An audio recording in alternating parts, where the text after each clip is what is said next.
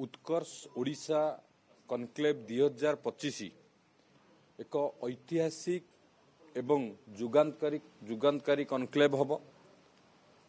भारत वर्षर यशस्वी प्रधानमंत्री नरेंद्र मोदी जी यही कार्यक्रम को उद्घाटन करिवे एवं आमे समस्ते जानिचे जेतेबेले ये धरापृष्ठ निआरे जलुथिला भगीरथ गंगा माता को ये धरापृष्ठ को अवतरण कराई ये धरापृष्ठ को सबु जिमारे परिपूर्ण करथिले। ठीक सेमती माननीय प्रधानमंत्री नरेंद्र मोदी जी ओडिशा को आसी ये कनक्लेव रे जोग देबा आमर देश विदेश जो निवेशक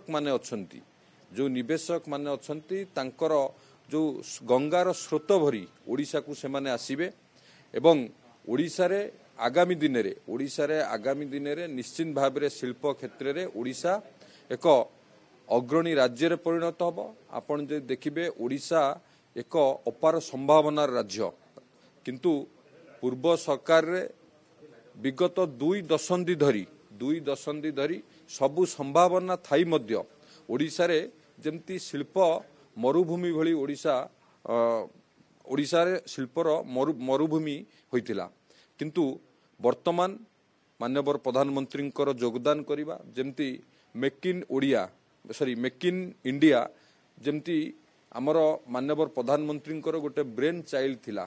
सारा भारत वर्ष रे देश विदेश रु बड़ निवेशक माने आसीथिले, भारत वर्षर विभिन्न स्थान रे निवेश करथिले। ठीक सेमती देखिबे माननीय प्रधानमंत्री प्रथम थर पई योगदान करूचंती ये उत्कर्ष ओडिशा कनक्लेव सेही भली भाबरे ओडिशार प्रत्येक जिले में किभली भाव में शिल्प क्षेत्र में आमे आगु को जीवा, बड़ निवेशक माने एठी निवेश करिवे, ओडिशा रे एक शिल्प विप्लव सृष्टि हब एवं आमर जो लक्ष्य रही सरकार जो लक्ष्य रही ओडिशा को एक शिल्प समृद्ध करने सहित शिल्प इकोसिस्टम करने पई सरकार कर प्रतिबद्धता। देखंतु ये उत्कर्ष ओडिशा कनक्लेव रे मु आगुरु आपण मानकु कहितिली 4टी प्लेनारी सेशन अच्छी एवं 16टा सेक्टर मध्य सेक्टराल सेशन अच्छी, विभिन्न सेक्टर आमर सेठी सेशन अच्छी, सेठी एमओ हब, विभिन्न सेक्टर इन्वेस्टमेंट मध्य ओडिशा को आसीबो। 28-29 2 दिन धरी कनक्लेव हब। 29 तारिख दिन आपण मानकु डिटेल रे आपण को दिया जिवो केते टंकार इन्वेस्टमेंट, केते को सेक्टर इन्वेस्टमेंट को स्थान रे हब एवं केते एम्प्लॉयमेंट हब एवं पूर्वरु आपण जानिथिबे 7 मास भितरे सरकार 2,75,000 कोटी टंकार पुंजी निवेश पई 159टी प्रकल्प को अनुमोदन देइचंती।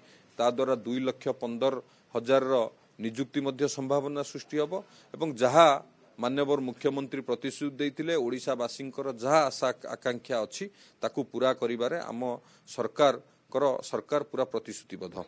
देखंतु आमर मु आपनकु जे आसीबे पूर्वरु तार डिटेल देइची एवं आपनकु आसंता काली आउ जे आसीबे सब कन्फर्म करा दियो।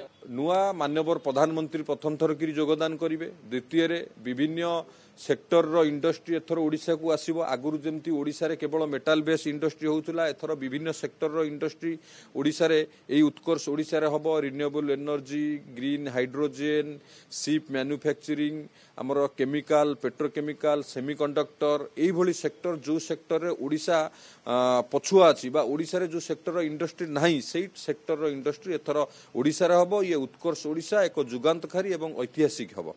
धन्यवाद।